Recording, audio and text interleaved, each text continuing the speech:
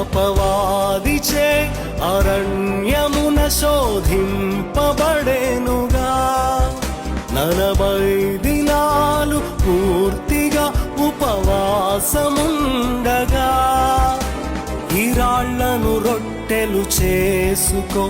దుకై కాపాడును దేవుడే నాకు మ్రొక్కు రాజ్యమెత్తును అనగా శరీర నేత్రాశను డంబాన్ని చంపివేసెను త్యజించినాడు లోకరాజ్యము ఒక్క పాపం చేయలేదే